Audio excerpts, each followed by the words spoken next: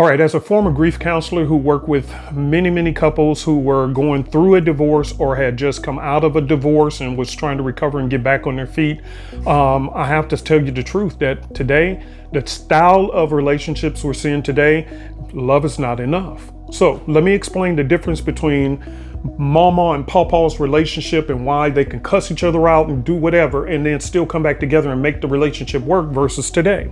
So write down in your notes, covenant relationships versus contractual relationships. Okay, you're going to learn something very important today. Covenant relationships versus contractual relationships.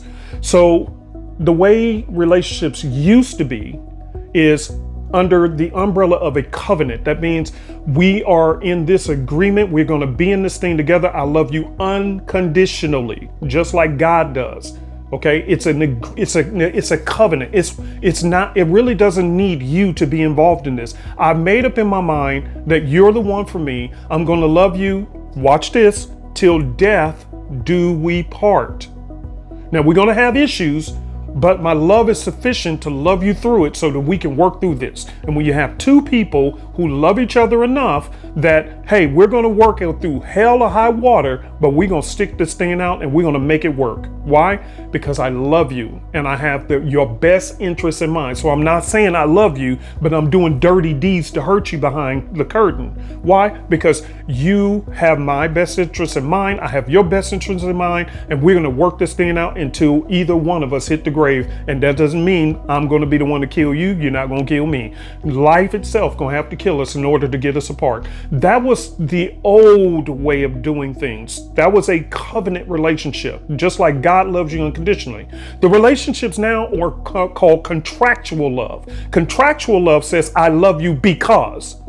I love you because. I love you because. And the problem with that is the moment you don't do that cause business no more, the person can easily fall out of love with you and move on to the next person who fulfills that part of the contract of what they consider love. It's not a long-term thing. It's very conditional. It has conditions to it. Kind of like when you lease your apartment or lease a car.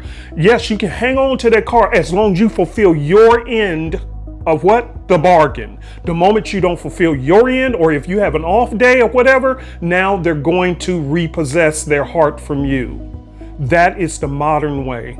And unfortunately, this is why we have so many divorces. So if you want a long-lasting, loving relationship, stop having a contractual relationship and have a covenant relationship.